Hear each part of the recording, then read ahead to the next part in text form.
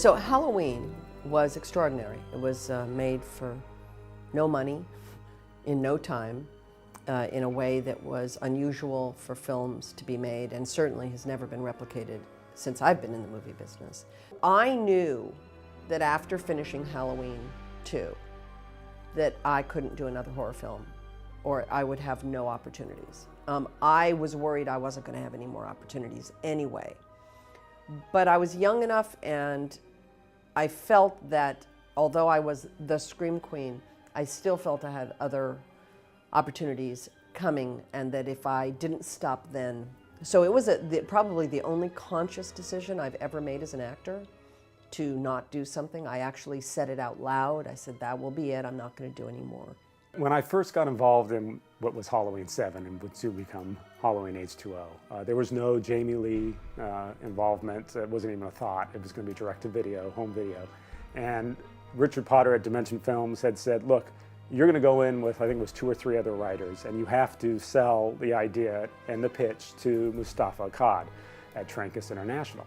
Now, I had grown up on the Halloween movies, been scared to death by the Halloween movies, and had always seen that opening title card, Mustafa Akkad presents Halloween. So I was thrilled to get to meet him.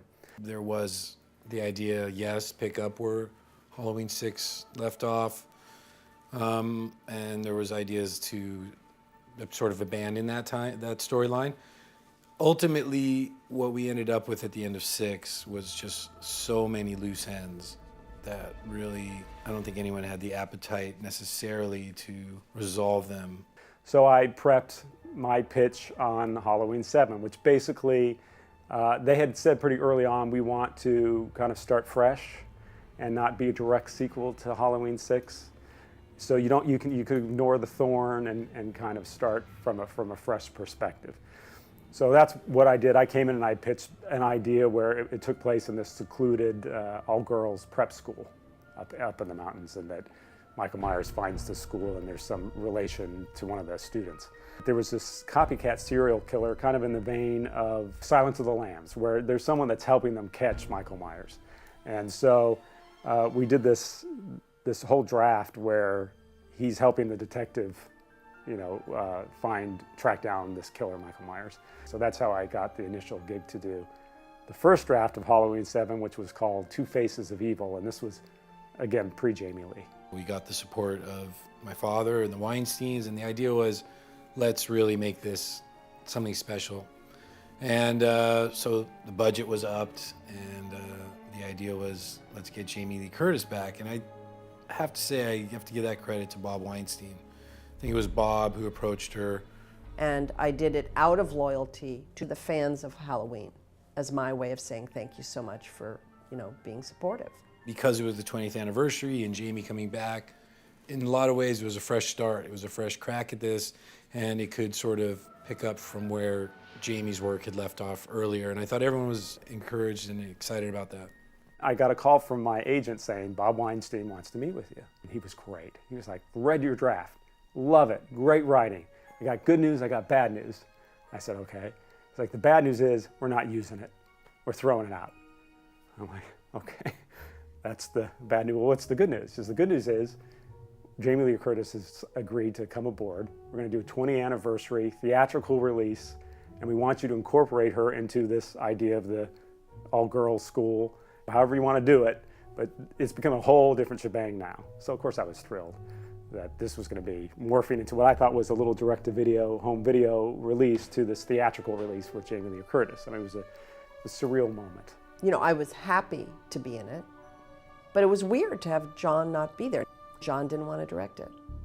John's name always comes up at some point whenever you're doing one of these, because he's just, he's the man. I mean, his fingerprint's all over this series, whether he'd like to know it or not, but we're all doing any one of these directly from his. So his name did come up, and I don't remember the exact specifics of the negotiations, but at some point they did break down. As I recall, Jamie had worked with Steve Miner in the past. She was someone that she felt comfortable with. The fact that Steve Miner had directed Friday 2 and 3 it was discussed, and we were well aware. We thought they were, good films, and maybe there was a sense of, he has some of that early slasher experience, and I think everybody was encouraged by his work and what his vision for the film would be. Steve and I had been doing movies probably for 10 years before that happened. We were going to do this movie called Lake Placid, and by the time that movie was going to start, when it got greenlit, when Lake Placid got greenlit, the weather was going to be horrible. So they decided we could wait until summer. And in the meantime, Jamie had contacted Steve because they had worked together on Forever Young. I was familiar with Halloween because it came out at a time when I was working on a horror movie called Phantasm. So Steve said to me, hey, remember how you used to do horror movies too? What do you think about revisiting that? I wasn't that crazy about doing a sequel. But when we talked about it, the idea was to try to pick up more sort of the John Carpenter vibe, like after part 2. Having worked on several horror films for Dimension Films over the years, particularly Scream, Scream 2, Mimic, coming onto H2O, there's a certain expectation that it was going to be harder than it needed to be, which it was and it wasn't. It was certainly, of all the films I edited for them, one of the easiest to cut, which was great. We literally had an opening that remained the same from that very first pitch all the way through to the theatrical release. Now, it wasn't the nurse, Loomis's nurse, as it became in Halloween H20, but it was a nurse who comes home to find her office ransacked. I mean, it virtually stayed the same. So we kept that same setup. I think I was still one of the very few survivors after Halloween 2. I mean, everyone else got killed off, and I was still alive. So I think they thought it might be interesting to see what happened to this Marion Chambers, this smoking nurse. Hasn't anyone told you?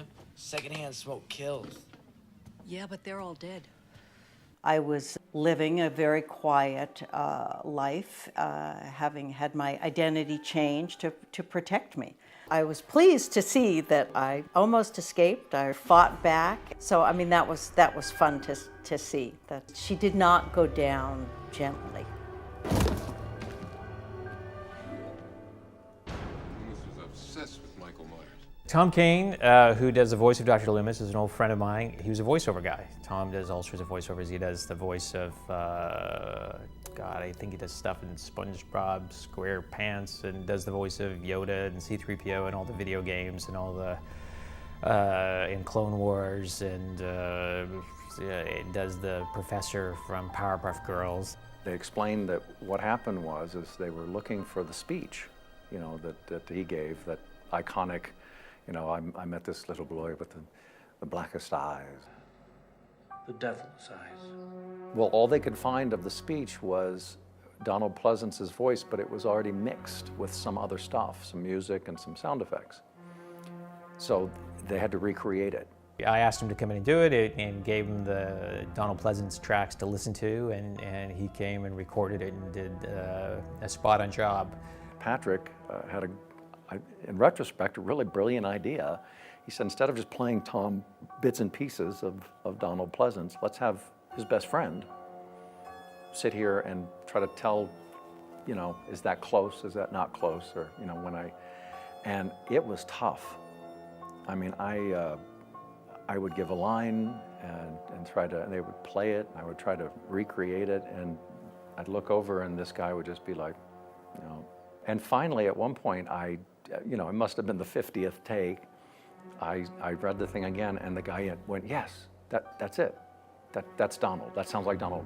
I spent 8 years trying to reach him, and then another 7 trying to keep him locked up because I realized that what was living behind that boy's eyes was purely and simply evil. We frequently got, people just assumed it was Donald Pleasance. Yeah, the cast of H2O, we got, I don't want to say lucky because there was a lot of work involved, but they've all gone on to do amazing things. And it was a fantastic group of young actors, and what they've gone on since then just, proves that. We all had a fantastic time. We all knew each other. We had great rapport because we were young actors trying to make ends meet out in Hollywood. And we were none of us had achieved any real level of success or fame that would give us an upturned nose toward any of the other ones. So we all ran around together for a couple of months. Young people just enjoying the fact that we were able to make a movie. We could have a roaming orgy. I love the way this man thinks. I was a huge Halloween fan. I actually never thought it would happen for me. I didn't think I'd be cast in the film. It's one of my favorite horror series because of all the old-fashioned sort of scares. I think when we got to set that everyone knew that this was going to be a really special project. I was so excited just to be to be on a Halloween movie where Jamie Lee Curtis is back, and I just think there was an energy to it in which everybody knew right away, like, this is going to be something really, really cool. It's such a surreal moment to be there on set, and you see Jamie Lee as Laurie Strode, and she was fantastic. She was very welcoming. As far as I'm concerned, I want the movie to be very much like the first movie. I don't think anybody here is a big star. I don't think anybody's acting like one. The budget is a reasonable budget. It's not big budget. If anything, this will be much more like the first movie than any of the subsequent movies. She gets involved in everything. It's not she's coming to read her lines. She wants to get involved in the script, how the character dresses, what the end credit song is. And I love that about working with Jamie. It was so refreshing. She wasn't there just to, mark her hours and leave. She got everyone to rally around this project in a way that you don't see all the time. It was really, really special. That's it. That's enough. I can't take it, Mom. He's dead. Michael Myers is dead. I was 19 years old, and it was my first film, so I was really nowhere in my career. I'd done one TV show and was just kind of getting started in the film auditioning world, and I had auditioned for Robert Rodriguez for this film called The Faculty, and right after that, I got a call from the Weinstein brothers. My agents got a call from the Weinstein brothers saying, we really like him for The Faculty, but there's this other script that we would like him to look at too. Would he go in and read with Jamie Lee Curtis for Halloween H20?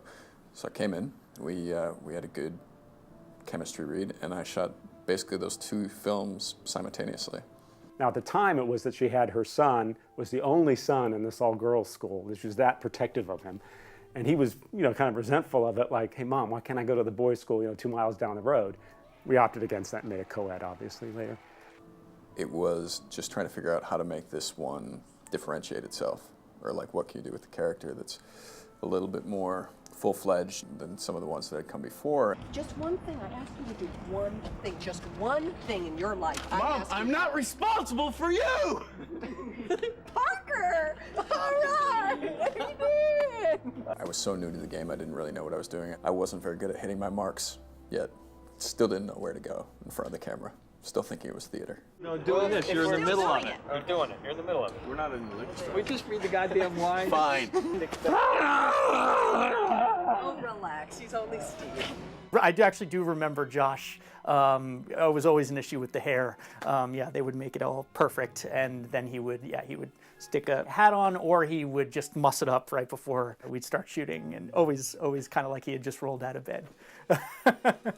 It really bothered me when I saw teen films that everybody looked perfectly coiffed, and I just was not far removed from my high school days at this point. And I remember everybody looking like shit most of the time, and I hated that they were trying to make this character look a certain way, cookie cutter and out of the box, and I cut my own hair a little bit. It was a battle that I waged with the hair and makeup department, and I won because I was the one who got, I just carried the hat around with me and kept smooshing down my hair.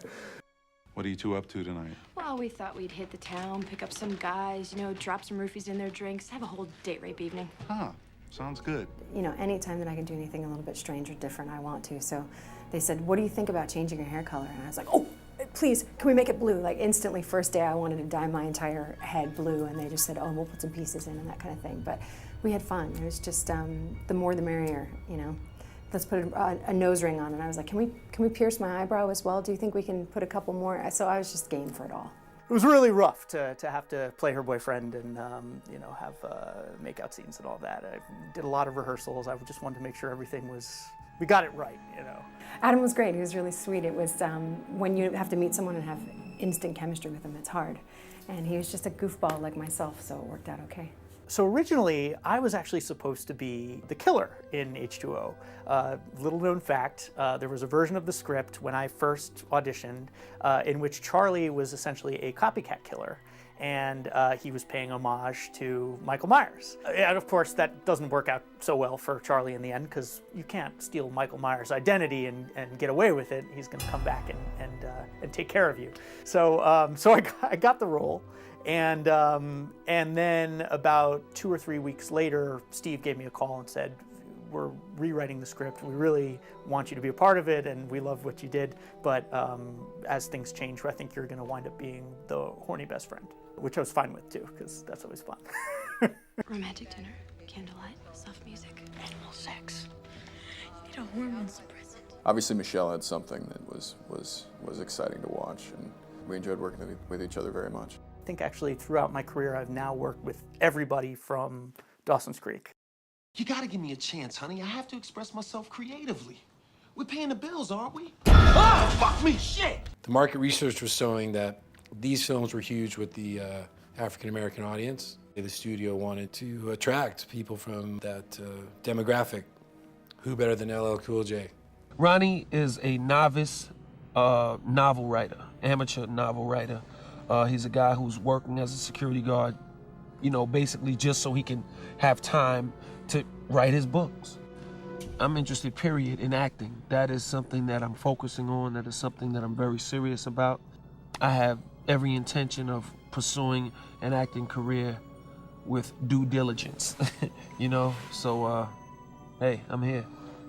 When I found out that LL was going to be in the film, I was kind of freaked out because he was literally the creator of the first CD that I bought. So when I actually had to meet him, I could barely speak, and just like, he was such a huge part of my youth. He showed up on set and I really didn't know what to do with myself. I don't get starstruck very often, and that one really did it for me.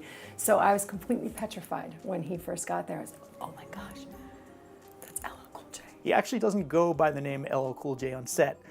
He actually goes by the name Todd, which is a little more of a normal name than you would expect. Come on, man, have a heart. We're doing our scene together, and he's barely paying me any attention. And finally, like, you know, say something to him, you know. I'm just a huge fan. I'm not joking. Like, I know everybody says these things. I love your music. It's been an integral part of my youth. So in the next take, he starts giving me a lot of shit during the take, like about being a mess. Don't you do me wrong, okay? Not a chance, man. Get out of here. All right.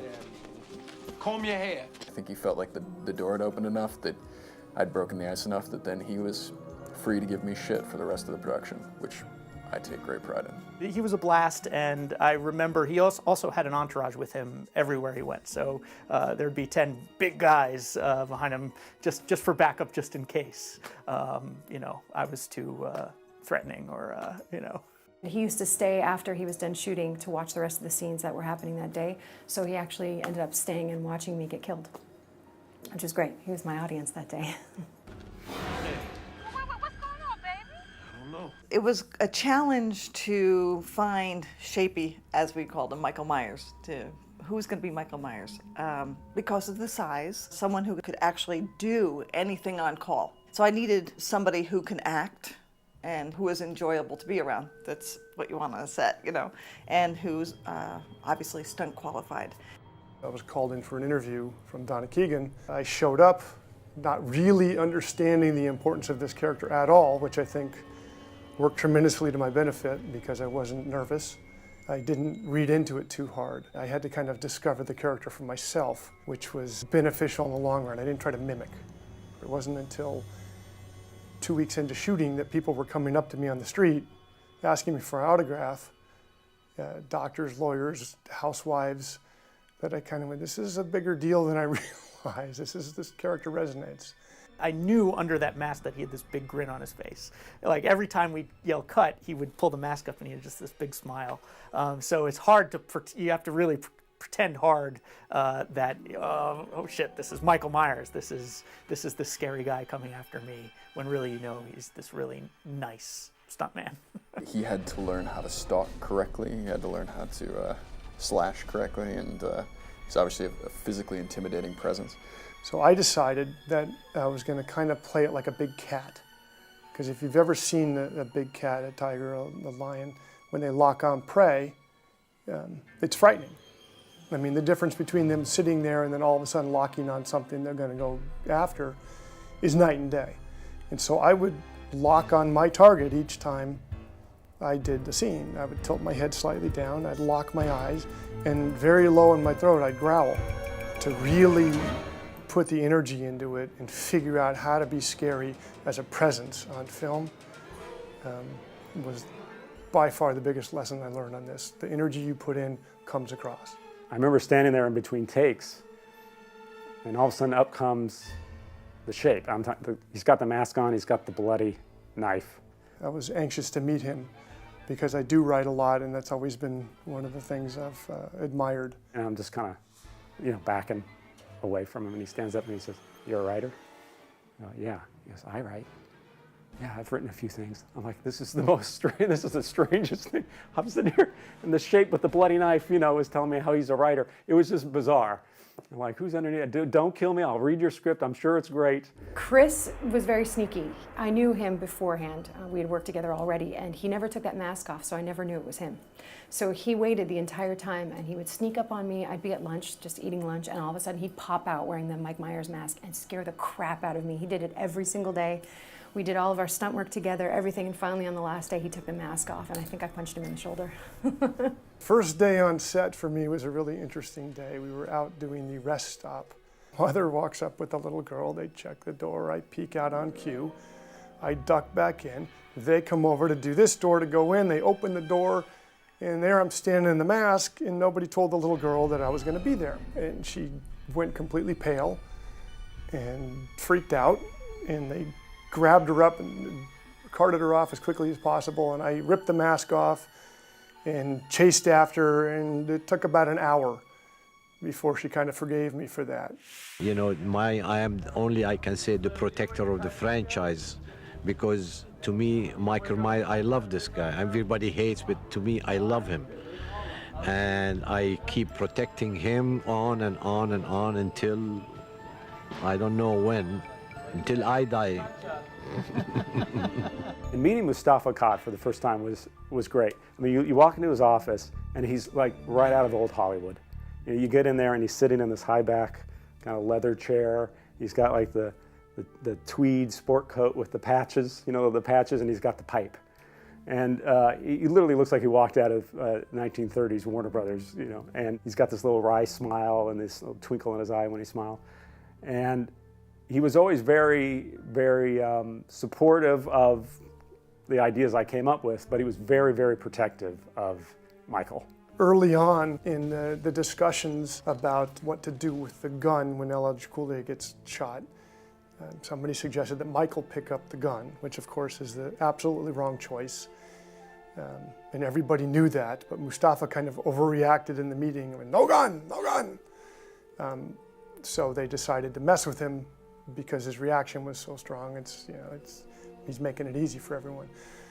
So when we do the table scene, Mustafa's there, I'm standing on the table, they see Jamie, they pan up, they see me standing there with the knife.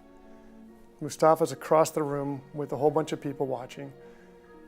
I wait about 2 beats, I toss the knife aside and I pull the gun out of my back pocket and go, and there's dead silence. And I'm like, oh, I'm fired. And then he goes, "Ah, you got me, you got me!" And then and then of course everyone busts out laughing, and then we went back and shot the real scene. So by the time H20 came around, I know that they had worked with K&B, and they were doing the show, and I knew that Mustafa had very strong feelings on how the masks should look. And they had a version of all of the masks that had come before. And they had them all lined up on a rack so they could shoot them next to each other. And I put on each one, and they took photos with the different lighting with each one, and basically deciding which mask to use that came before or how to combine them and design a new mask.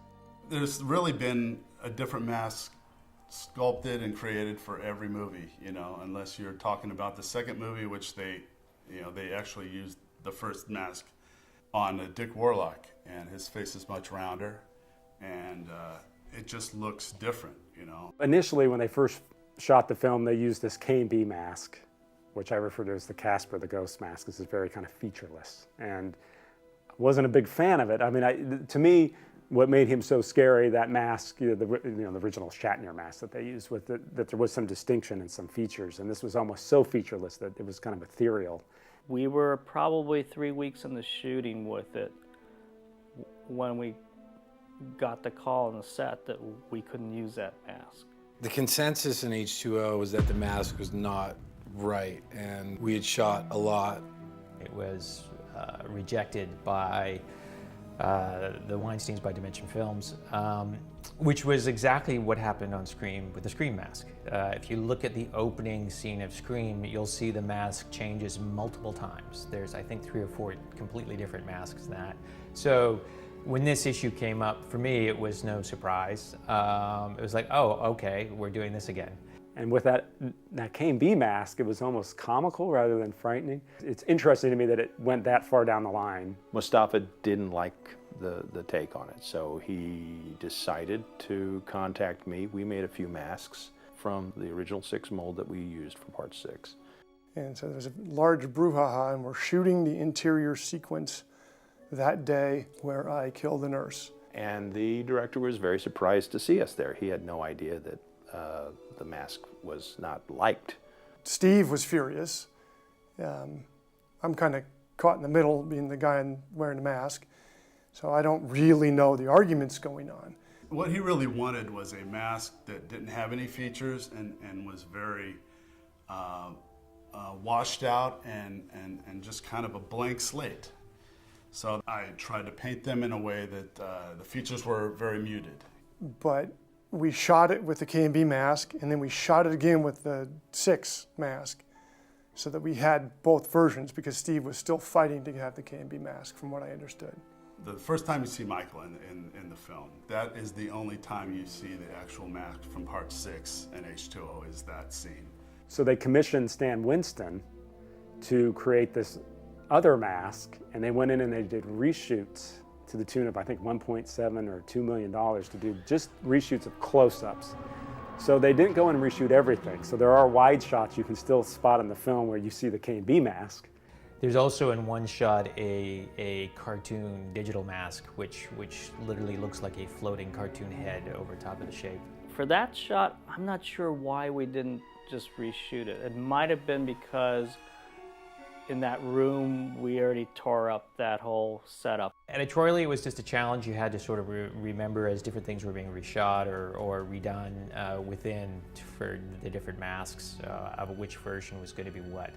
And at the end of the day, when it's all cut together, yeah, it changes, but you get the gist of it and it all works. That's showbiz.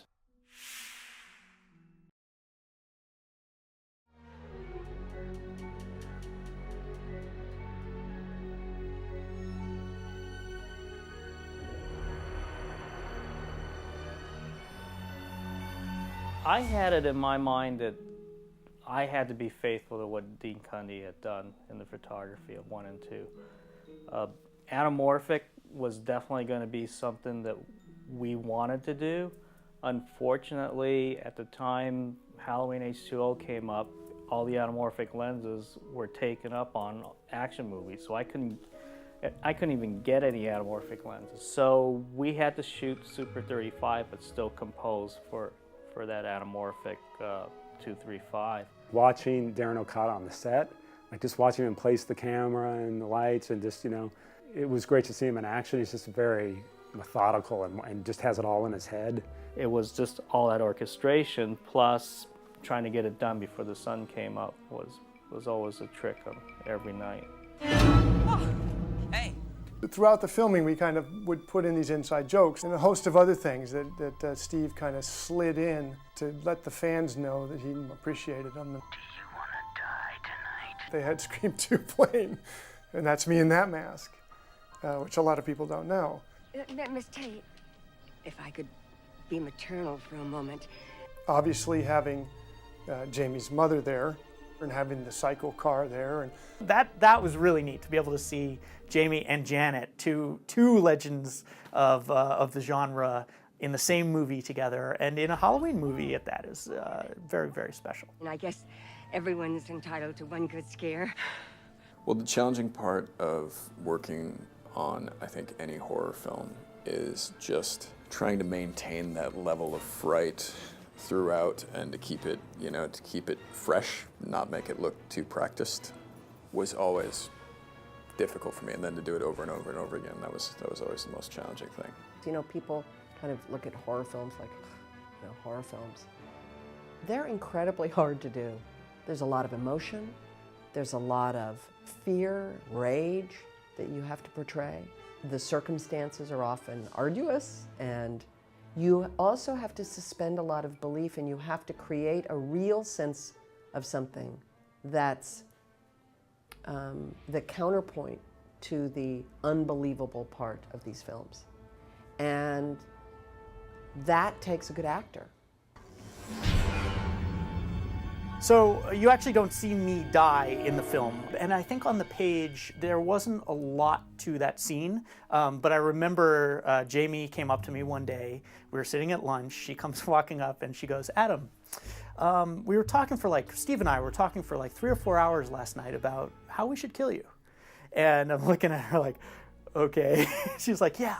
So we came up with this really cool thing, and we want to stick your hand down this garbage disposal because you're going after the corkscrew. And I'm going, yeah. And she goes, I really just want to chop it off. I thought it would be great if we just chop your hand off and it's mangled and bloody and gross and just put you through the ringer. But Steve thought it would be more suspenseful if we didn't do that and we just withhold it and just use that as a suspense moment. And then you turn and, we see Michael. But she's like, but I really wanted to chop your hand off. So I said, thanks, Jamie. I really appreciate it. I'm glad you have my back in all this. You'd think playing a corpse would be really easy. That's like an easy day on set where you're just lying there and you get to take a little nap or something. But it's actually really difficult. My first reaction to finding Adam in the dumbwaiter was laughing, because what are you going to do? He has to be perfectly quiet. You look in, his neck is bent to the side, he's crunched up, and so I'm laughing just thinking of it now. My eyes have to be totally still and wide open for the whole thing. So it was like, it was a 2-minute shot, and I'm just trying so hard not to blink. And I remember I got him the first time, and I gave him a little elbow, and I was like, hey, Adam, what's going on? It's hard to keep a straight face in that moment, but he's a trooper. The entire night he spent with a broken neck, dead in the dumbwaiter. We actually did that whole sequence on the Universal lot. And the stage we were in was right at the point in which the studio tour, the tram, starts the ride. So every 5 minutes, these tourists are riding by in trams, and I've got this bloody, gross neck.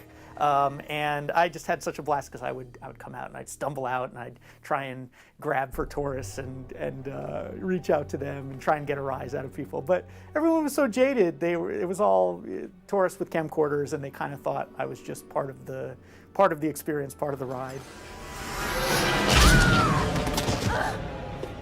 I was very jealous of Jodie during that scene because, of course, she gets the true death scene where, that having her leg crushed and bent was even painful to watch on set. And then I'm pretty afraid of blood. I got so involved and so wrapped up in it that I didn't actually realize that I had cut myself during the night. And we got done, and I was so exhausted. I left the set, and I was staying in a hotel in LA at the time, and I walked in the lobby, and I had just taken my clothes off on set and thrown my street clothes back on over, and I didn't bother to shower or clean myself up or anything. I was just going home for the night. And I walked in the lobby, and the woman behind the front desk looked at me and she said, oh my God, what happened? Are you okay? You're bleeding. And I looked at her and I said, oh, no, it's fine. It's just, it's fake blood. It's syrup blood. It's not a big deal. I'm shooting a movie. And she looked at me, she said, no, honey, your leg is bleeding. And I looked down and I looked at my jeans, and there was actually blood coming through my jeans on my leg. And there was so much adrenaline happening, and I didn't even realize that I had cut my leg until later that night. It's funny, on any project that I've been in where you have a prosthetic dummy, it just leads to everybody in the cast and crew just giggling and taking pictures with it and, like, you know, putting it in weird positions. The realism of it was so repulsive. That thing was disgusting. I don't care if it's a Lars von Trier film and everybody's super serious the whole time. Something about a prosthetic human being just lightens the mood.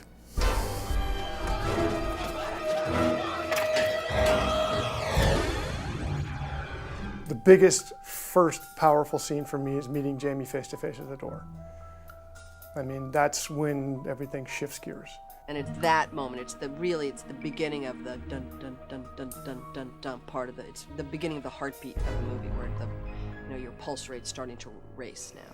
It's at that moment that the movie never, ever stops. To see that kind of go from that moment where I was scaring myself in this little bungalow in a house and writing alone to the big screen and how the reaction that gets, you know, that one scene in the film and that was in the trailers and in many of the still photographies was very, very satisfying. There was a horrific night that we had on the set for me, personally. I had Michelle Williams riding passenger, Josh Hartnett in the back. Donna was the Jamie stunt double, and we were driving away. We were supposed to be getting out of the school at that point. I think the gates closed right before she got through, dun dun dun, and she had to slam on the brakes. And this was 1998 when ABS or anti-lock brakes were kind of, sort of, not on every car, and Donna didn't know that they were going to kick back in the way that ABS brakes do, and she was supposed to skid the car. And so I locked my right foot down as hard as I could, and it jackhammered. She put her foot down, and the brakes kick back the way that they do when they don't want you to skid, and it broke her foot. So it sent the bones in my foot up through my foot. Michelle's looking at me going, "You look strange." I said, "Just hand me the radio." Jamie was taking care of her, sat with her the whole time, made sure she was okay, talking to her, and then joked with her about how cute the firemen were when they all showed up. We have still pictures of her just trying to make me laugh because I'm crying and laughing at the same time because my foot is dislocated, you know. So I just set my foot and they took me off to the hospital, and that was a fun night. I think that Michael Myers has probably had strong opponents the whole time in his life. And I think that probably the strongest was his first, me.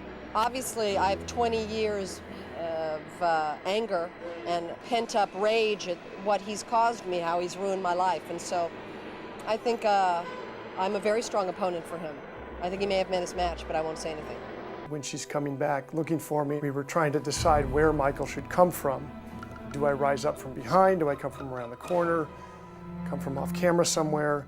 It just felt like if we wanted the shape to be as powerful as and as scary and as strong, you know, if you can have any kind of elevation over, you know, of him over the other characters. And there was an overhead pipe, a water pipe, existing in the hallway with about a foot of clearance above it. And Steve looked up and said, "Can you come from there?" And I went, "Sure." And 5 minutes later, we were filming it. So it was very much a spur of the moment, and it ended up being one of the iconic scenes in the film. Yeah, one scene in the film that was reshot is the entire ending when Jamie goes into the cafeteria. There was a version of that where it was shot with all the lights on, and it's really bright, and you can totally see it, and you can see everything. And then they reshot it during production. It wasn't reshot afterwards, it was during production with all the lights off. Probably the most fun to do is flipping the tables.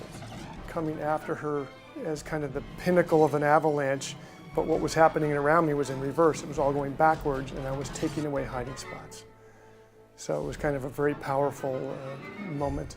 And then it ramps up after that, and I like the kitchen where we fight, and I get the knife stuck in the drawer. The director came up with the idea of, let's have Jamie stab McShapey as much as she can to get him off of the balcony backwards.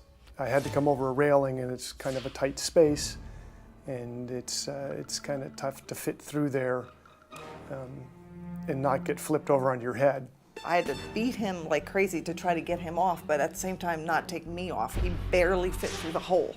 I mean, I got a little kicked in the interim, but my fear was I didn't want to stop him from rotating because he wasn't going to a bag, he was going to a table. That was a bit tricky. In terms of the stunt work in this film, probably the biggest was coming through the window of the van. We did a big sequence at night on a mountain where we're swerving all over because he's in a body bag and he comes back to life. When you're going to hit the ground coming out of a car, and it's a dirt road up in the mountains, you have to kind of make sure there's nothing hard. There's no rocks, there's no little gravelly size rocks even that you're going to hit. So you have to kind of rake up the ground and clear it out. And Jamie walks by and says, "What are you doing?" And we explain it, and she stopped what she was doing and started picking up gravel and chucking it off the hill with the rest of us. As I stopped short, he had to go flying on his stomach out the front window of the van, crashing, flying out 10 feet, tuck and roll, lay there for a count of 5 seconds, and then get up as though it never bothered him. And we kept rolling all the way through to me doing the sit-up and the stand. That was all one take. When the van hits Chris, that was actually an in-camera shot we did in reverse. It's always the simplest photographic methods that always make these things work well.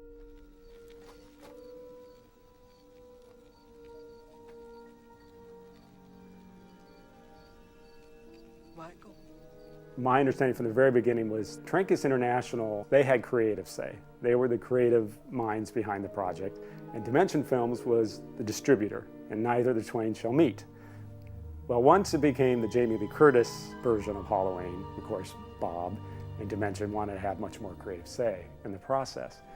And that came to blows. You know, we had heard the producers wanted to maybe not see a head being cut off or anything. To us, it was about making sure that movie was going to deliver on its own. And we knew there was only one way that it could go. I mean, she had to swing that axe and it had to do what it was going to do. I got a phone call from Bob Weinstein, and they wanted this to be the third and final installment of the trilogy, Halloween 1, Halloween 2, Halloween H20. So they wanted to end it with Michael Myers dying, you know, Jamie Lee just ending it. They said, but Mustafa doesn't want that. You know, he doesn't want to end it, of course, because it's his bread and butter, I mean, bottom line.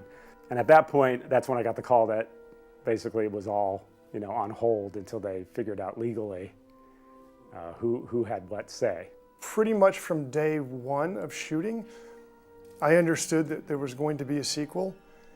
And the way everything played out to me, I knew that Michael was going to be killed, but I knew it had to be played as a double scene where they could carry on the franchise.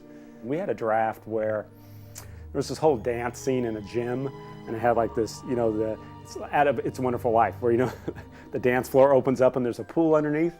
And we did this whole scene where this thing's opening up and Jamie Lee, Laurie Strode's got the axe and she's battling Michael Myers and he falls in the water and pulls her in after him and he's trying to crawl out and she grabs a javelin off the wall and she drives it through him and the floor is closing and it closes on the javelin, so you assume he's been pierced and he's underneath the water, and that's it. She's won triumphantly.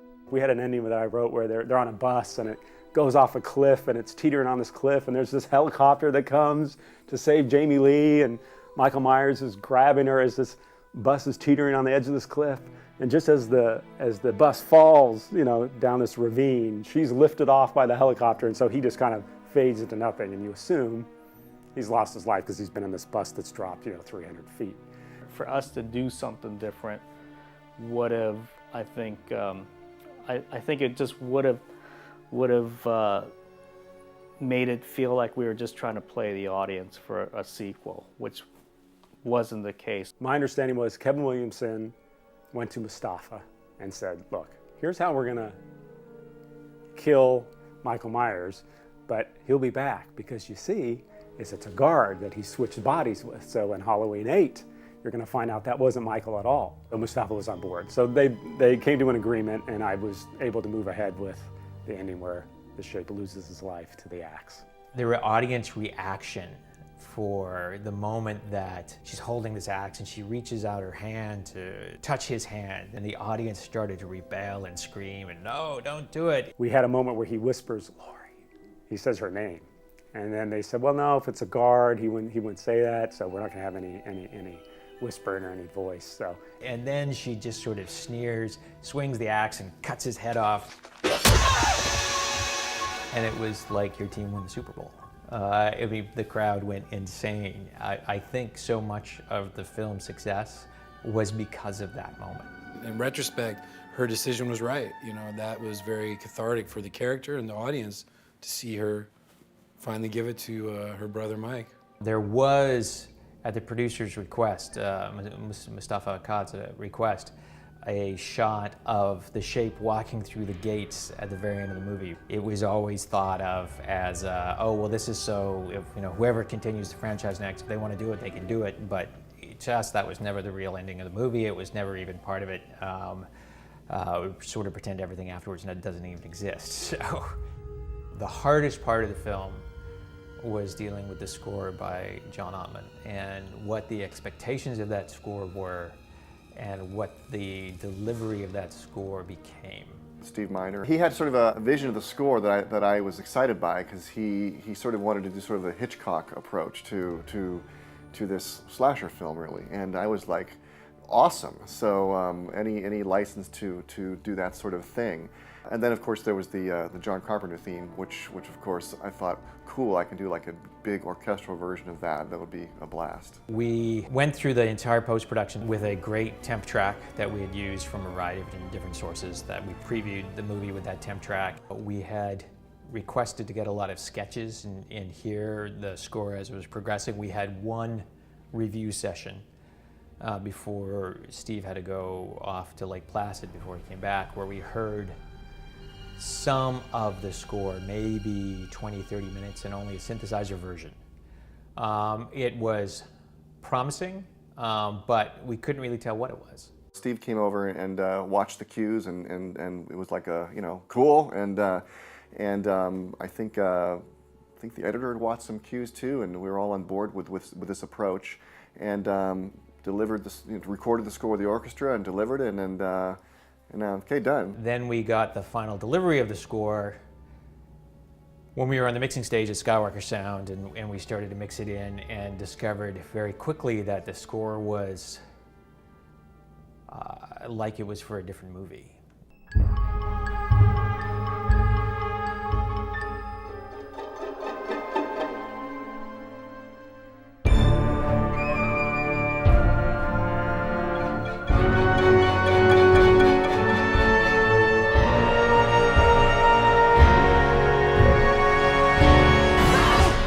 The decree came down from one of the Weinstein brothers. They were horrified because it wasn't like the temp score, and where I'd really completely departed from the music that was in the temporary score.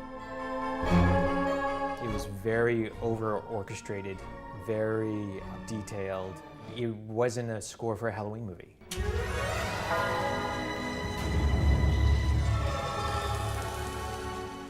Michael Myers is a machine that really is relentless and will not stop. That's what that Halloween theme does. The Ottman score was very counter to that. It was busy.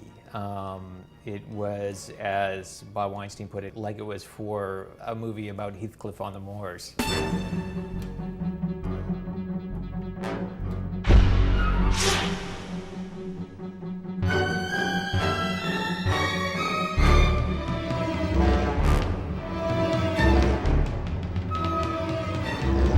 You know, good music in its own right, but just wasn't right for the film. I went up there and tried to salvage as much of the score as I could, making my case for the approach. And Steve was off directing Lake Placid, so he wasn't around in the dub stage. And I think the idea was to sort of anticipate what the studio wanted by throwing the baby out with the bathwater. It was a bizarre musical challenge. You know, we tried a version with all of John's music in. We tried a version with like half of John's music in, and each one was resoundingly rejected by the studio.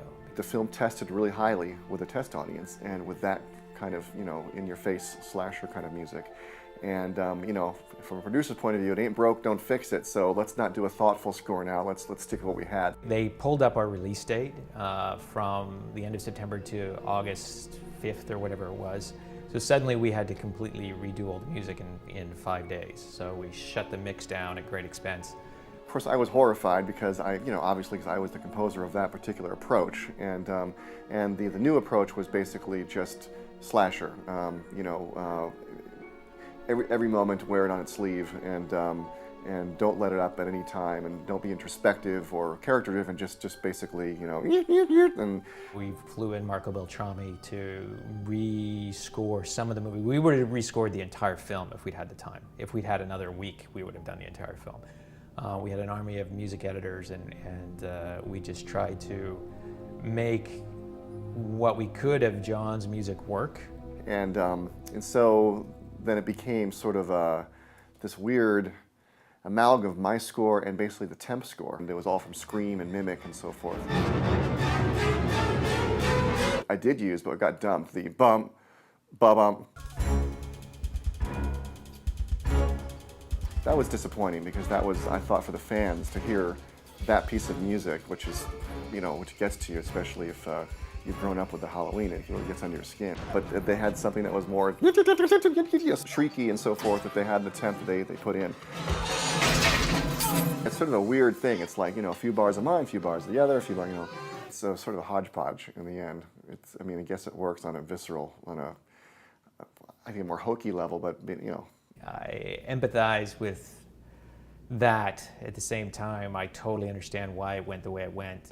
A lot of my favorite parts of the score are still intact, mainly the title sequence, thank God, because that was something that was a lot of fun to do with this sort of montage in the beginning of the film. I get why the decision was made, and I can't say I fully support it, but I fully understand why it happened. The final cue of the film is actually taken from the CD of John Carpenter's theme. That's because we didn't have any other version for it. We tried to do it, and Marco tried to duplicate the original sound. The problem was all those old synthesizers sounded the way they sounded, and it was very hard to duplicate at that time. The actual final cut of the movie was 17 frames taken off the last shot of Jamie in order for the original John Carpenter track to sync. Because it didn't sync up otherwise. So in my wallet to this day, I have those 2 frames, my 2 frames of the last of Halloween H20. It's an interesting keepsake to have dragged around for so long. When H20 came out, it was great. Everyone felt vindicated. We all felt that we had, we had gotten our relationship with the Weinsteins down, to a really well-oiled machine, and what they were best at, and what we were best at, and how it came together. And then when their marketing machine kicked in, it was great. I think it took the series to a new level and opened it to audiences who had not been coming to the previous 3 films. Maybe really put it out there in the mainstream. And I went to this theater. And there was a line around the block for the 8 o'clock showing on this Wednesday, and it was for Halloween H20. And so we sat in this huge auditorium, sold out crowd, and just the reaction of those fans. I get chills just thinking about it. I did attend the premiere, and I thought that everybody but me was great. I thought the film worked really, really well, except for that central character that I played. What I really wanted to hear was what Deborah Hill and Dean Cundy thought. So I just went up to them and I said, "So how do we do?" And they both seemed to be really happy about it. So at that point, I felt like, at least, we all did our job. All I ever heard was positive response from it. As soon as we left, I had people coming up and telling me what a great, fantastic death they thought I had. They thought that it was really scary, and I never heard a negative word about it. And I was just in a little bubble of Halloween love at the time. Yeah, it was really cool. It was really a special moment to get to finally see it up on the big screen and see Jamie up there again. How cool was that? There's still people who say, "Why'd you ignore Halloween 6? It makes no sense." There's always going to be those people, but for the most part, the response from the fans and people who love the franchise, they love it, and it's just great to have been a part of it. It does what a slasher movie is supposed to do. Hit you fast, hard, and early, and leave you having had a good time. I guess in adjusted dollars, H20 was the most successful film to date, but it's still, none of the films have exceeded the original Halloween in terms of just pure profit. And so to have some involvement in kind of the legacy of the franchise, it's still surreal. It's all these years later, and I still look back and I think, wow, I was a part of that what a lot of people call the trilogy, right? Halloween, Halloween 2, and Halloween H20. It's gratifying to know that these things stick around and they have a life beyond that initial thrust into the public eye. It helped launch what became kind of a long life so far in films, and I'm kind of eternally grateful for these opportunities that I've had. There's nothing like your first. Playing Michael Myers was an interesting step up for me. I never went into this business to act, and I was the super shy kid. It's given me a confidence that would have been hard to get otherwise, I think, and it was a huge learning experience. I was hired to do Halloween Resurrection as stunt coordinator, and we couldn't bring Chris Duran back because he's American. And so they had to hire somebody from Canada. Their rule is mostly Canadian crew. It was only if you have to be. It was difficult at best. Going into Halloween Resurrection, I mean, it was a whole different animal in so many ways. Yes, we were riding off the H20 success, but I think collectively we started maybe trying to imitate some things rather than put something out that was more original. We were starting to go into the found footage internet stuff, and we were getting caught up in kind of the stunt casting, and sort of, so we had LL Cool J in the last one, let's bring Busta Rhymes. Trick or treat, motherfucker. My son, Gary J. Clayton, played Michael Myers at the age of 6. He was wonderful, did a great job. But again, the whole movie got cut like 4 times. You know, we were trying to recreate the H20 success, and to whatever extent, I think it was clear that it was not quite as good.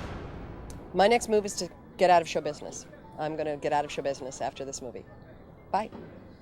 Jamie was resistant to even come back. She didn't want to do this, you know, this final sequel for her, for herself and for her character. Hello, Michael. Even back when we did Halloween H20, that contractually she had said, I'll be in the first 10 minutes of the sequel, but then you got to kill me off. So I was excited to see how this was all going to play. And then I saw the film, and I was so disappointed. To me, you went from a complete shot of adrenaline into the franchise, which was H20. I mean, it just totally revived it. It was like paddles to the chest. And then you just clonk this thing over the head with a crowbar. To me, it was an oddity that Laurie Strode was able to be taken out so easily. I'll see you in hell. She took it hard. She took it hard. Or should I say, I took it hard. But I'm grateful for that part. Laurie Strode was, you know, a complex person. She was intelligent. She was sensitive. She was vulnerable. She was funny. And she was a heroine. She was directly responsible for me being who I am. That part gave me everything.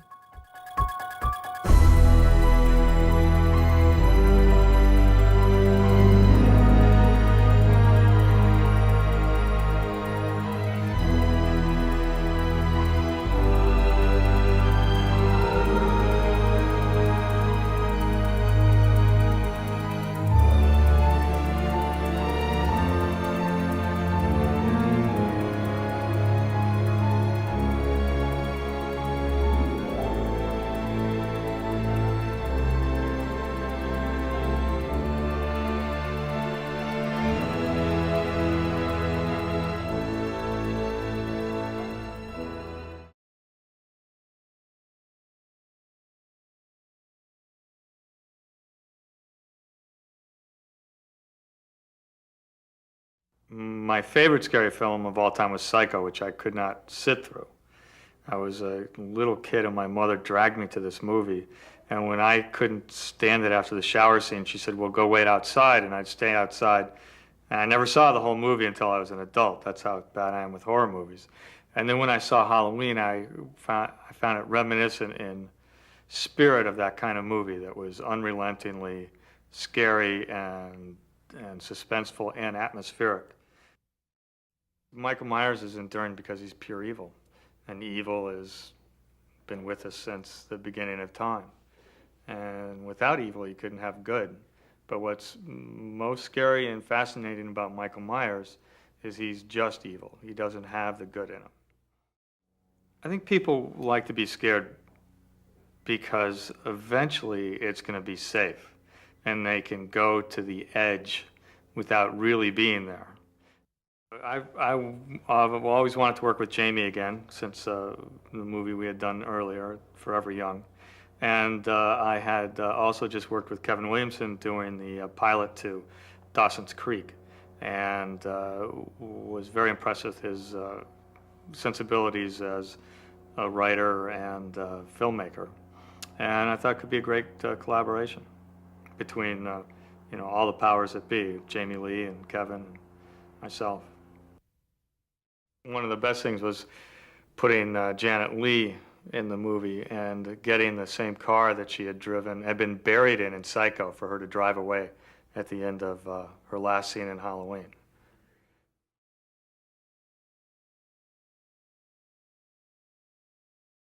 A couple years ago, literally somebody mentioned the date, and I thought, wow, it's going to be 20 years that I've been in show business, because Halloween was my first movie. And it was going to be 20 years to the day that the movie was released, coming up, 1998 Halloween. And I thought, I'm still in the movie business, I can still get a job.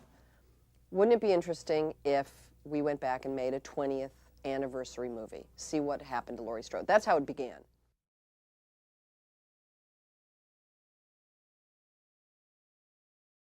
I tried to come up with a few little remembrances. Quite frankly, my preparation was watching Halloween. The day before I shot the movie, I just watched the original movie. And, you know, I'm going to try to twirl my hair in it somewhere and try to kind of come up with a few little connections to her past. But, you know, it is 20 years later, and I can tell you now that I, Jamie, am not the same person I was when I was 19 years old. So, you know, that's how I prepared.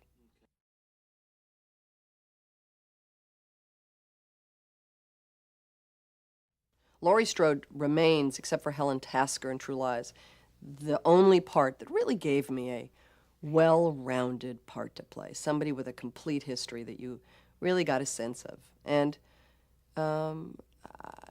you know, I mean, I have a couple other movies where people like the movies a lot, but I don't think people remember the name of the character. The character was just kind of this person. I don't think you know very much about this person. Laurie Strode was the first movie I got to do, and you know, even as I got success in other areas, I always, you know, look back very fondly on playing her, because you knew who she was. You know, you just completely got it. And, you know, I'm proud of that work, and I'm proud that, you know, they wrote such a good character in a horror movie. I mean, it's ironic that it's a horror movie that almost afforded me the best part to play. In the first movie, everything was in relation to Laurie. They were there, that's why when Laurie left the house and walked across the street, a woman stood up at the theater I went to see and went, "Don't go in there!" Because you've established he's there, she's here, she's going there. It's that simple, and in this movie we have the same setup. We know where they are, we know where the kids are, and we know where Laurie is, and we know where Michael Myers is. In Halloween, the character of Marion, the opening nurse, who is also in our movie, Halloween H20, is played by Nancy Stevens, who I also know. But Marion, her character name, was named after my mother's character in Psycho. That was John Carpenter's homage to my mom in Psycho.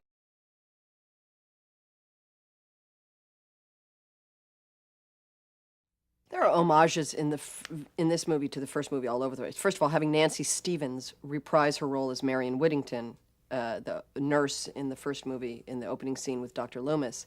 She's also in Halloween 2, and she's in our movie. She is the opening scene. There's a homage to Steve Miner's earlier work in the movie. There's many homages to Scream in the movie. There are a couple reprisal lines that characters say. My mother reprises a line that was said by another character in Halloween. I reprised the same line that I said in the first movie. Because Scream has them all through it, and, you know, Kevin homaged Halloween left, right, and center, so. Yeah. I only just saw it about a month ago, and I didn't even realize that I was on the TV screen as the bad guys killed. That Laurie Strode, in her little pale blue shirt, actually kills the guy from Scream. Kills me.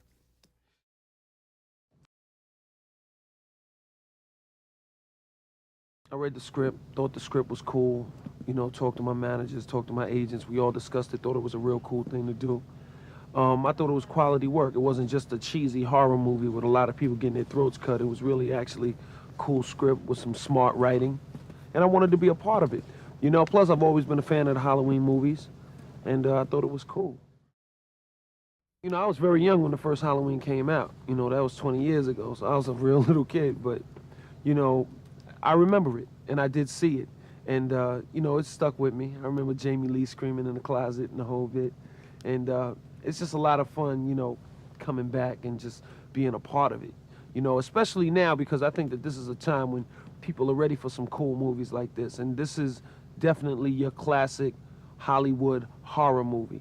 It's just written in a real cool way, and it's very contemporary. Yeah, I get scared in movies. But, you know, I'm a different kind of person. Me personally, I laugh. So, you know, I have I'm on a whole nother level. I guess I'm on the dark side or something, because I laugh at horror movies in a way at certain parts, you know.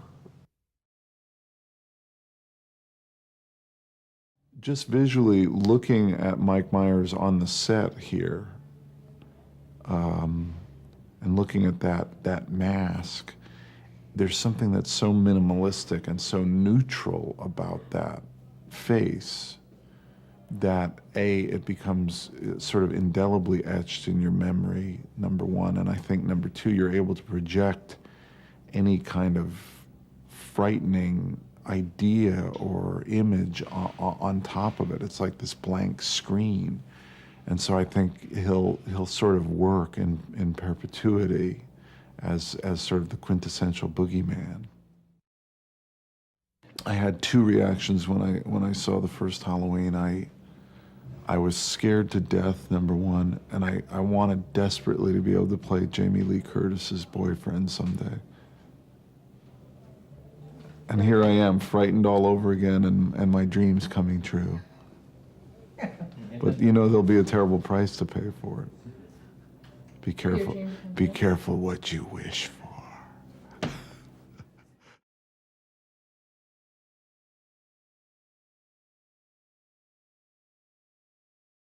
I thought it was refreshing to see a certain amount of humor in it, which is always attractive to me. You know, if something is one type of film, but it incorporates surprises and other influences, I think that's a healthy sign.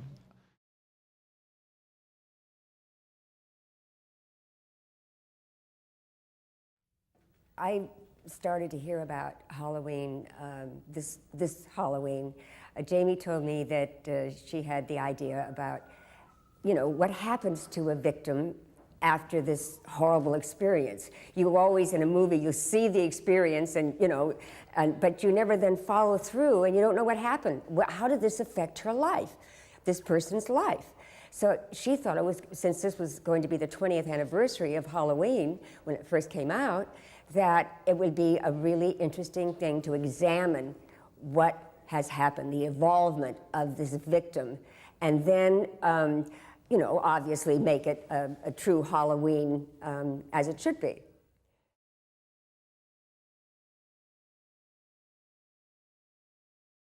And then Kevin Williamson went in and put his hand to it and turned it into something that I think is really frightening, but I think that it's also really compelling because of where Jamie Lee's character comes from. It's incredibly well written, and all of the things that she goes through really, really impressed me. So, I mean, it's really, well, what it is, when it really comes down to it, is a horror movie.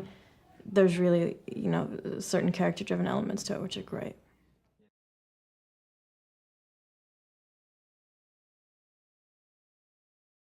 I've had like a few like really frightening experiences in my life that just scared the pants off of me, and so I can easily draw upon them. I was 15 and I was living in this relatively large house all by myself, and I came home one night and I thought I heard noises and I was like running and screaming around the house. So I've got my horror experiences.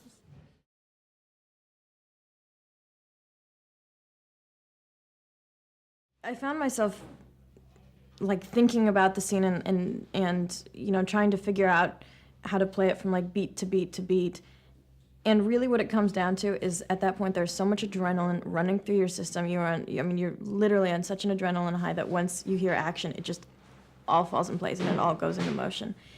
And really, you don't have to think about it. I mean, it's just like a sequence of events that happen in like the blink of an eye. It's just like a natural response. Guy stabs you, so you're gonna try and kick his I mean, it was really as easy as that.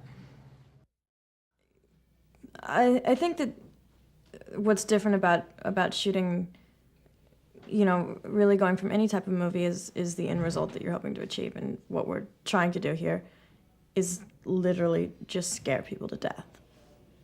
And, I've never tried to do that before.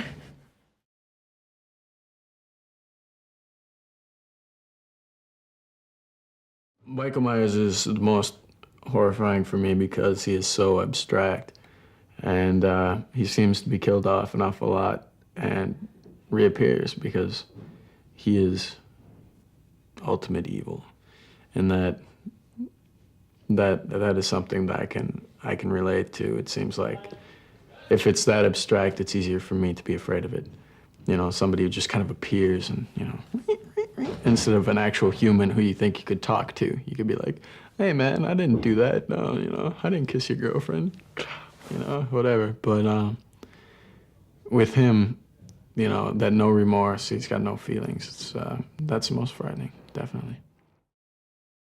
It doesn't matter really what the movie does in particular, it's what it does for you, in my opinion. I think movies can be a great, useful tool. And as far as horror movies go, I think that they are a useful tool, and they really, if they frighten the bejesus out of a little kid sometime, I more power to them. I love it. I'm glad I had that experience. I think it'll be a lot of fun because, it brought Janet Leigh back from Psycho, if you don't know who she is, who is just a sweet lady, really cool, really nice. And she's really funny in the movie. And a lot of inside jokes that people will probably find, telling, and have a lot of fun with the movie. So it's also got a little bit of this entertainment value in it too, of course.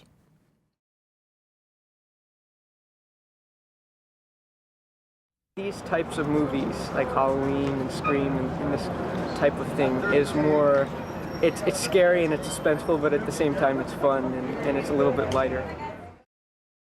I think with these films, one of the keys is it's got to be light at many times. It's got to be a lot lighter and sort of joking around, and it pokes fun at itself, but at the same time, it can be very suspenseful and really, keep you in your seat and very, very intense at the same time.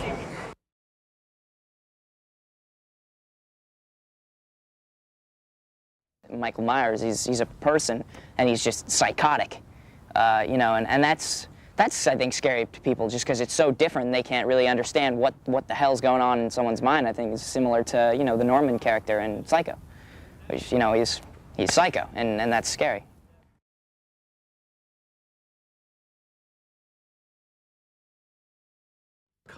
John Carpenter came to me with a script. I didn't have time to read the script, with a budget of $300,000. I was surprised. I mean, you worry when the budget is low and you worry when the budget is high. I said, $300,000 to do a film? He said, yes. What's the story about? He said, about a babysitter to be killed by the boogeyman. The word babysitter just really kind of clicked with me, because I thought every kid in America knows what a babysitter is. I thought this will be really something the kids could relate to it. Are you sure you can make it for 300? He said, yes, I'm not taking any fees. I'm taking points, which was smart of him, of course. I said, let's go, because I was spending $300,000 a day shooting an epic, big epic. And okay, and the picture was done and came on budget and on time. So I added about $20,000 for some pocket money, at least, After I saw the rough cut, I thought that was a winner, yeah. I think the uniqueness, there are two basic elements in Halloween. One is that it's not based on the gore and the blood and this is really very essential because really the actual killing takes few seconds with gory, but the scare is that suspense. That's where the second is that Michael Myers, he's a real human. We're not making him a superhuman. So could happen to anybody, and it could happen with anybody. And I think these are two elements that makes Halloween different than the rest of the horror movies.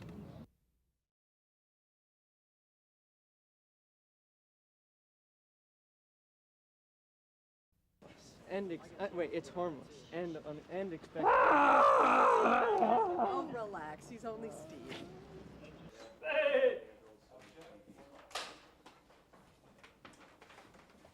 Thank you, and action, please.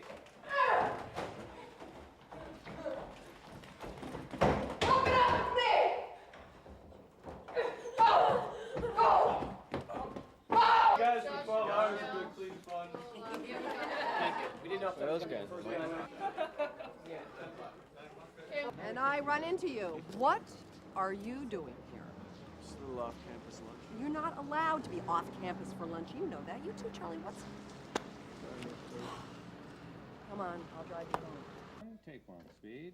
This is a cut from the rings. 41, one mark. Okay, set.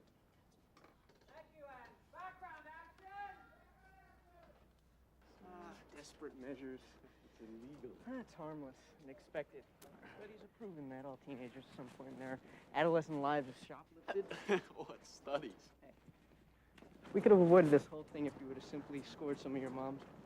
Look, my mom's a functioning alcoholic. She's aware of every drop in my house. Hey, what are you doing here? It's a little off-campus lunch. What are you doing? A little lunch? Little lunch. Off campus? I don't think so. You're not allowed to, John. You know it. And you too, Charlie. Sorry, Miss Tate. Stay. Not today. You know, I ask you for one thing, just one day. I ask you for one... Mom, I'm giving you 17 years. I need you to be responsible, John. I Responsible? need you to act Don't talk- responsible. Don't talk responsible. Just one thing I asked. I didn't exactly stay to see the ashes, John. 20 years. 20 years. Don't you think he would have come back by now? What's he waiting for, huh? Hey, there's a couple things in there.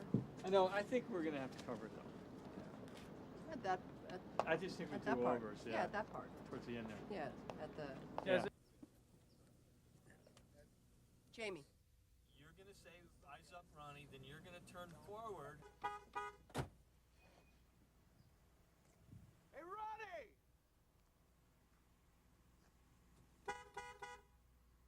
Hey, Ronnie!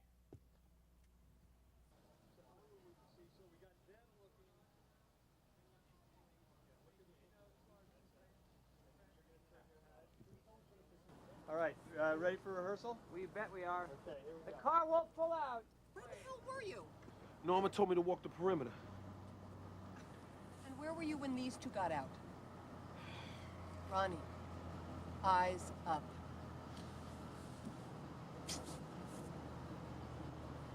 And now? In the rehearsal? Excuse me? Norma told me to walk the perimeter. Well, and where were you when these two bozos got out? Ronnie, eyes up. Dear, this is. Thank you. Backing up! I got no brakes!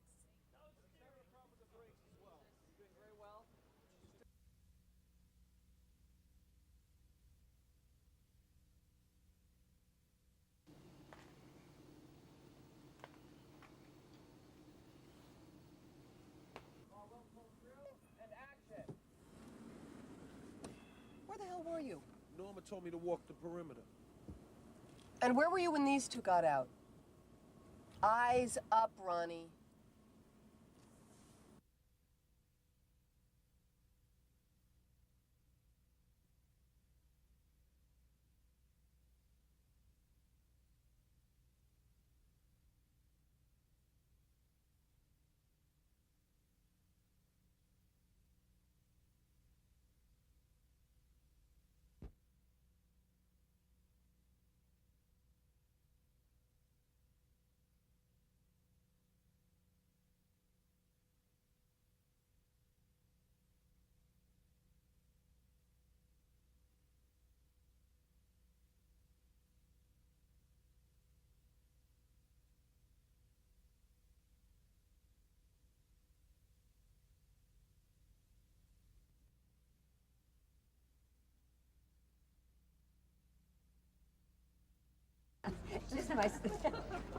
just my style. There we go. Stand by. You do things in a big way.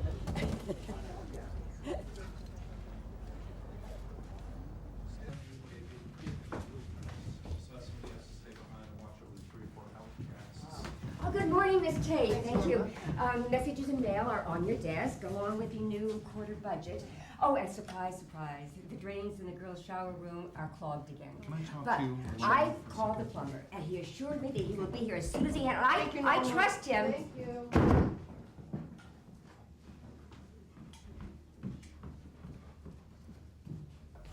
Oh, good morning, Miss Tate.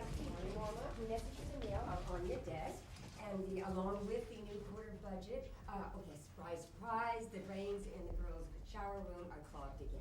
But I called the plumber, and he assured me that he will be here as soon as he can. Okay. And I do trust him. Thank I you, used to Norma. before. Thanks a lot. Wait. Place this one. Sorry, I just needed a fix. Oh, stop, please stop, please stop. That's what it is. Where are we going? It's Chris' shadow? Yeah, it's Chris's shadow. So how about the other side of the tree, Chris? If you can be, when they first... Wait, come on. Hey, what are we gonna do? We're gonna go to the dorms. We're gonna call the cops. Okay, come on.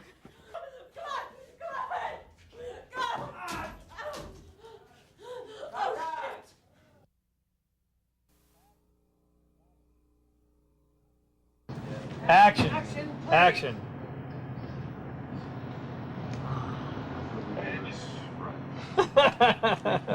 Whoa, man. Great check. Yes, I'm listening. Check right That's good. Can you open up? You can't go any wider.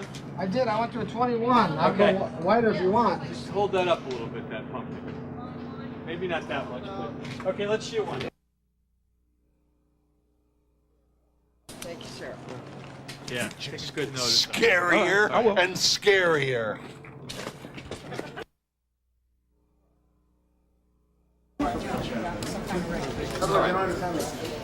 And other things. Let's do it. You ready, Adam? I am ready. I'm ready.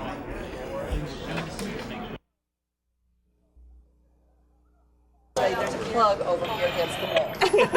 She goes back to the thing, and then she kind of gets really mad when he goes over and grabs it and pulls. She is just so funny, and that's that voice where you just said, "I am not responsible for you." Oh man, she was wicked. All right, let's run the lines. Ready? Oh, Jesus Christ! All right, quiet, guys. And action. Oh, we're doing the leader. We're doing the, yeah, The whole thing, babe. Okay. See what I mean about them not knowing their Well, see, lines? that's a different thing. I thought. Oh, I see. You don't understand, man. I got 2 hours of sleep. Okay. I can't believe we did that. Did that better? We're doing this. I can't believe we're doing Yeah, this. but did that is we? I mean, we're doing. No, doing this. You're in the We're middle of doing it. You're doing it. You're in the middle of it. We're not in the liquor store. We just read the goddamn line. Fine. Jesus. I can't believe They we're come and doing they change the lines this. without even trying them. Desperate measure. From the top. And action. I can't believe we're doing this. Desperate measure. It's illegal. And harmless. And wait, it's harmless. And expected. Oh, relax. He's only Steve. It's harmless and expected. Studies have proven that all teenagers at some point in their adolescent lives will shop. What studies? Wait, is that the right one? That's it. Yeah. That's it. What studies? Do you have another job that you're doing or something that? I'm getting nervous. Oh, relax. You should be Well, nervous. they've got an EPK crew filming the rehearsal. Oh, do we? This Oh, is the great. this is what we this have is to put up with. Hello. We don't know what Well, we could have avoided this whole thing if you would have simply scored some of your mom. my mom is a functioning alcoholic. She's aware of every fucking ground. And I run into you. What are you doing here?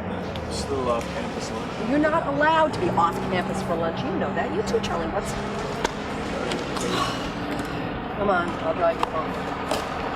You know what, Charlie? Just wait in the car for a second. What the fuck are you doing? Well, then don't put me in the fucking position, John. Jesus Christ, you know what day it is. The one day you pull this shit, you're not allowed to just fucking walk around, John. Not today. Not today. You know what? I ask you for one thing, just one day. I ask you for one. Mom, I'm giving you 17 years. I need you to be responsible, John. I Responsible? need you to act Don't talk- responsible. Don't talk responsible. Just one thing. I ask you to do one thing. Just one thing in your life. Mom, I'm not responsible for you! Parker! All right! What are you doing? Who's on top and who's on bottom now? Okay. I'm sorry, I got lost. No, yeah, enough Okay, with it. enough with it, yeah. Enough with it. I can't take it. He's dead. Michael Myers is dead. What do you want me to say, John? It's over. We can try to get on with some attempt at a happy existence because all that shit that's going on in your brain is leading you to adults and down.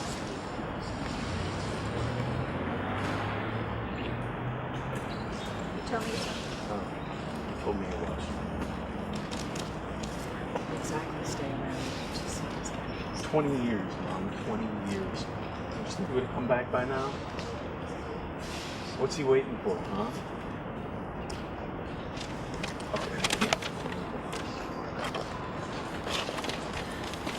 Wait till you didn't finish. What's that supposed to mean? That's at the end. Oh, that's where he leaves. Yeah, Are you don't- walking away? No, No, I'm just like, I He's can't not take gonna it. walk away.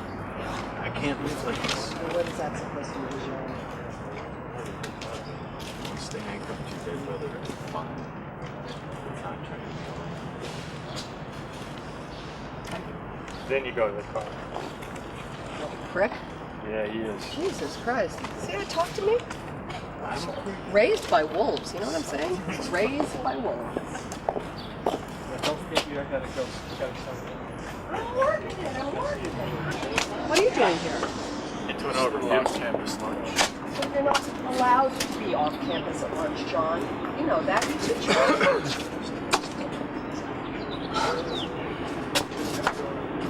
Come on, I'll take you back. Actually, Charlie, you go wait in the car. Here, you know, I've thrown my keys. Right. Hey, Charlie. Just hand him your keys. Charlie, here are my keys. Wait in the car.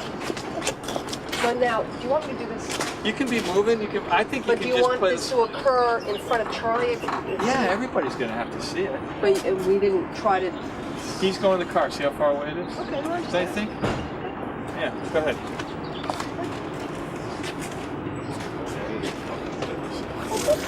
Put me in the fucking position, John.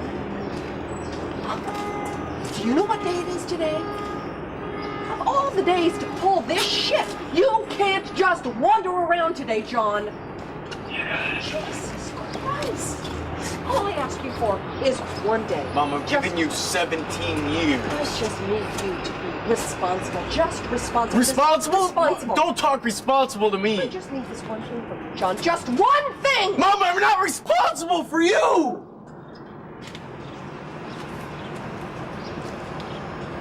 I can't take it. He's dead, Mom. Michael Myers is dead. What? So, it's over. We're through with this.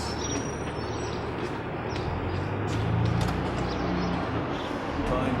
They have some attempt at a happy life. We have some attempt at a happy existence. This sort of shit you got going on in your brain. It's leaking, it's bleeding all over me, and I can't keep myself clean. You said yourself you watched me.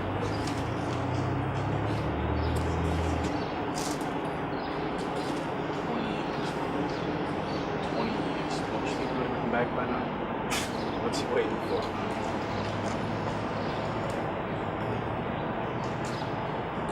Can't live like this. What is that supposed to mean?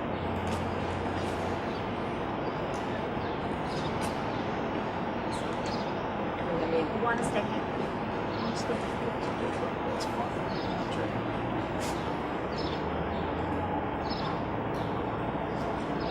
You go to the car.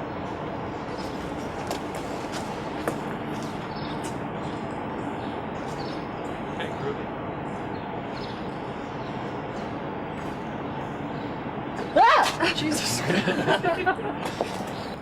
Look, my mom's a functioning alcoholic. She's aware of every drop in my house. Hey, hey, what are you doing here? Ooh, I'm campus lunch. You're not allowed to go off campus for lunch, John. You know that, and you too, Charlie. Sorry, Miss Tate. Come on, I'll drive you back. You know what, Charlie, here, wait in the car. Fuck do you think you're doing? I'm really uncomfortable with using that word. Well, then don't put me in the fucking position, John. Do you know what day it is? Huh? Of all the days to pull this shit. And you can't just wander around today, John. I don't ask you for much. Just one day. Just give me one day. Mom, I've given you 17 years. Look, I just need you to be responsible, John. Responsible, Mom? Don't talk You know how to be talk to me about responsible. Oh, really? I just need one thing from you, John. One Mom, I'm not responsible for you!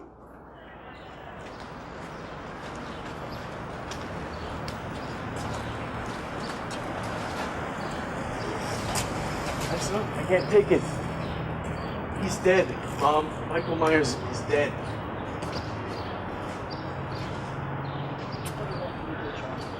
Sleeping is over. We can try to get on with some attempt at a happy existence. Because whatever's going on, whatever shit's going on in your head is leaking and is bleeding all over me, and I can't keep myself clean from it. You said yourself you watched him. Stay and see the ashes, John. 20 years. 20 years.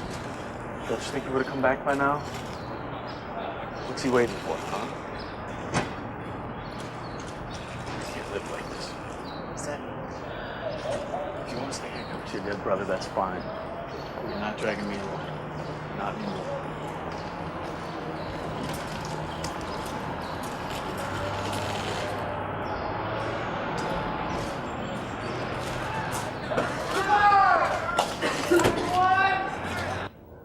You are not allowed to just wander around today, John.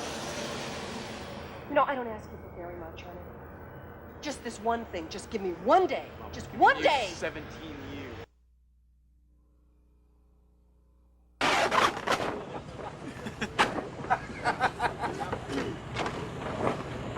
Are we good? Scaring you? Yeah, I guess so. Say again?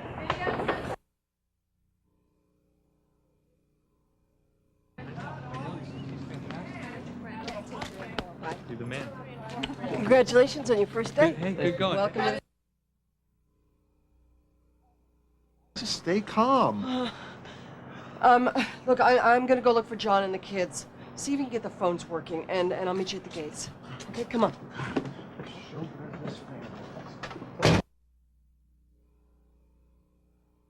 Getting in his way. Look at him. Do you think I'm gonna try to get in his way? I don't think so, Steve. Open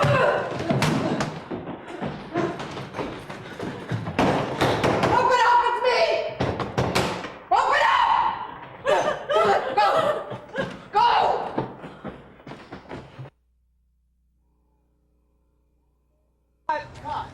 Cut! Nice, Steve. Very good. Norma told me to walk the perimeter. And where were you when these two got out? Eyes up, Ronnie.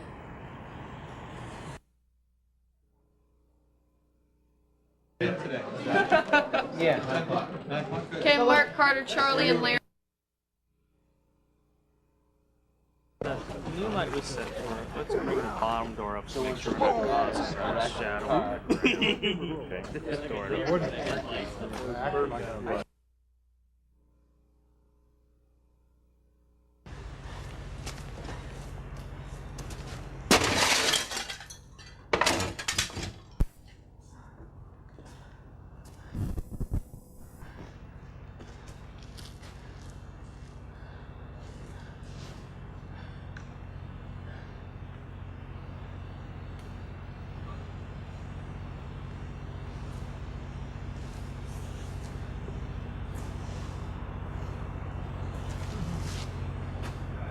Cut! Over.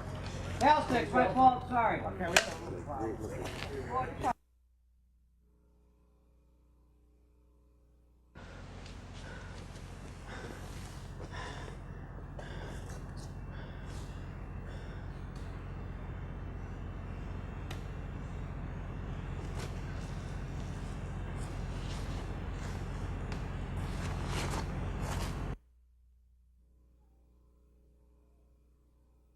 We're ecstatic. Let's check the gate on a good gate. Go home. Bob, you already talked. Take him in. Happy, Steve? 2 and 3, thank you. Night, everybody. Bye. It's really the establishment that Michael Myers is on campus, and I know it, and everybody else knows it. And it's that moment. It's the beginning of the dun dun dun dun dun dun dun part of the. It's the beginning of the heartbeat of the movie, where your pulse rate's starting to race now. It's at that moment that the movie never ever stops. This is not an action movie. This is there's sequences that demand a little bit of running around, but no, it's very much like the original movie. It's in the sense of, Laurie is kind of a sedentary character until she has to kick into gear, and then she becomes a very active character. Well, I think that Michael Myers has probably had strong opponents the whole time in his life. And I think that probably the strongest was his first, me. Obviously, I have 20 years of anger and pent-up rage at what he's caused me, how he's ruined my life. And so I think I'm a very strong opponent for him. I think he may have met his match, but I won't say anything. You saw your daughter on the set the other day. She's from back. Is she trying to get into the world of filmmaking? I have tried to keep my daughter as far away from filmmaking as humanly possible. Let her enjoy her childhood. I want her to be a child. Do you reflect a lot on your early years in business, and you find that still influencing your career one way or another? I'm still as proud of Halloween and my early work in horror movies as I am about any of my more, what you would quote, legitimized work. I think it's still some of the best stuff I ever did. And you're back with Halloween after 20 years of launching the first film. You're a film star now. The film's being produced by a big company, big budget. How do you look at this? What are your thoughts about it? As far as I'm concerned, I want the movie to be very much like the first movie. I don't think anybody here's a big star. I don't think anybody's acting like one. The budget is a reasonable budget. It's not big budget. It's a reasonable budget to make this movie. And we're still making it with a time frame that's tight. It's a very simple story, and I don't think that we're kind of selling out at all. I think we're being very true to the original movie. If anything, this will be much more like the first movie than any of the subsequent movies. And last one is, what's your next move? My next move is to get out of show business. I'm going to get out of show business after this movie. Bye.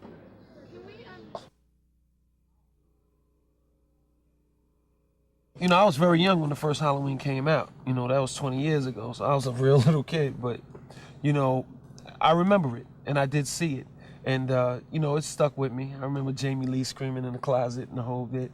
And it's just a lot of fun, coming back and just being a part of it. Especially now, because I think that this is a time when people are ready for some cool movies like this. And this is definitely your classic Hollywood horror movie. It's just written in a real cool way, and it's very contemporary. So when you go to a movie like Halloween and you look at that screen and you're scared for that moment and you go, you forget about everything. It's kind of like a roller coaster. That exhilarating feeling of going down the hill. Just for that 2 seconds, all they think about is just nothing but just that feeling and that adrenaline. Ronnie is a novice novel writer, amateur novel writer. He's a guy who's working as a security guard, basically just so he can have time to write his books. I'm interested, period, in acting. That is something that I'm focusing on. That is something that I'm very serious about. I have every intention of pursuing an acting career with due diligence, you know? So, hey, I'm here.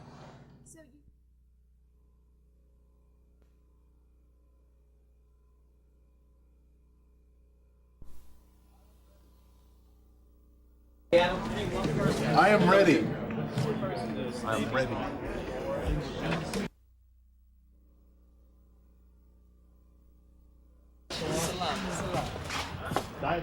That was good. Well, you know, if you didn't have a cape room, you'd be dieting too. Remember, whatever salami you don't want thrown on the floor over here. It's grizzly. You can't give him any food, huh? I'll eat it off the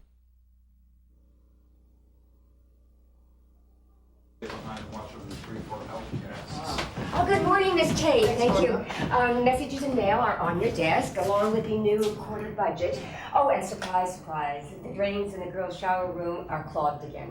But I called the plumber, and he assured me that he will be here as soon as he can. I trust him. Thank you.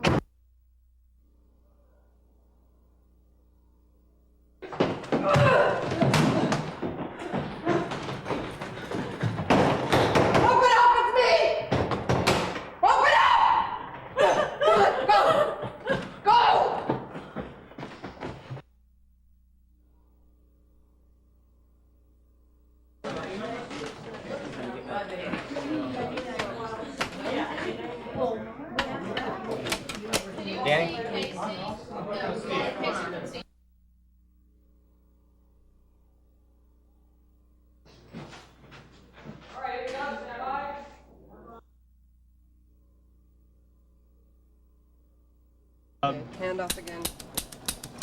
Thank you, sir. Yeah, it's good notice. Scarier and scarier.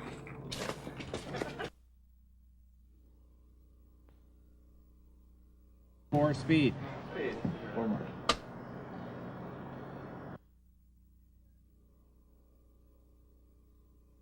And I got her. Go, go. This is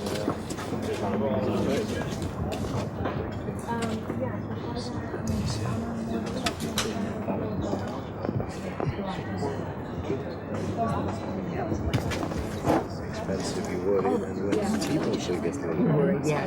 What's the story about? He said it's about a babysitter to be killed by I don't want to say the word babysitter because every kid in America knows what a babysitter is. They could relate, they could identify. Of course.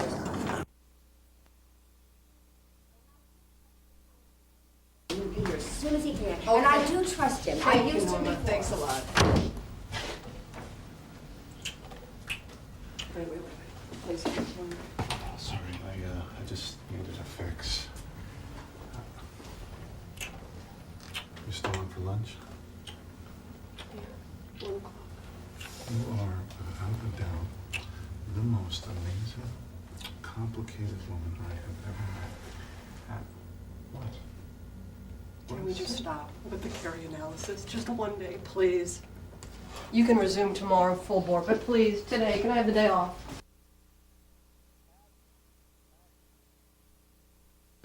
Action. Action.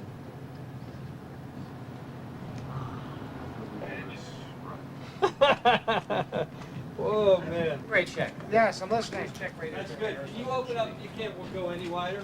I did. I went to a 21. I'll Okay. go wider if you want. Just hold that up a little bit, that pumpkin. Maybe not that much, but okay. Let's shoot one.